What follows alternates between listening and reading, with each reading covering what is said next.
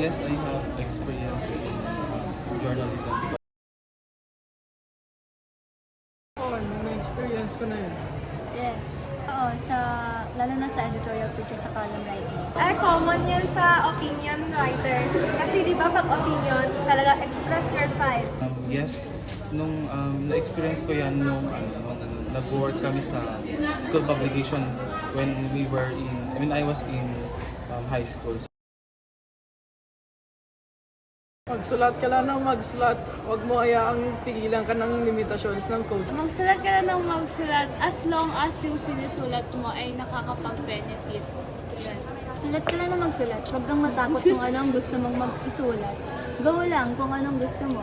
Basta yung sinusulat mo ay accurate at walang parang bias na nagaganap.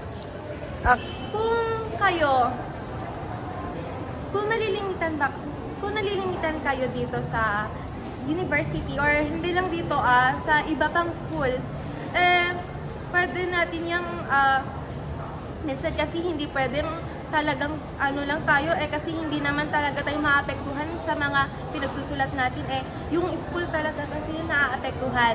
Pero pwede naman ikaw magsulat ng walang limit as long as yung article ay hindi para sa school, kundi ikaw para sa talaga sa'yo, hindi yung nagsusulat ka para sa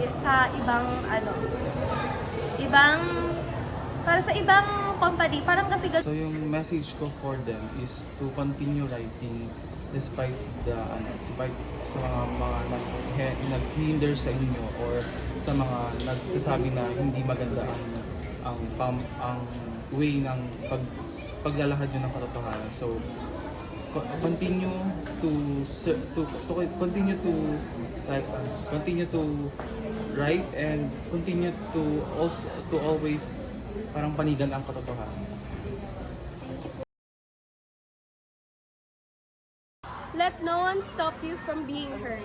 Let no one stop you for fulfilling your dreams. Our voice matters. Use it to advocate for human rights. Voice is our weapon.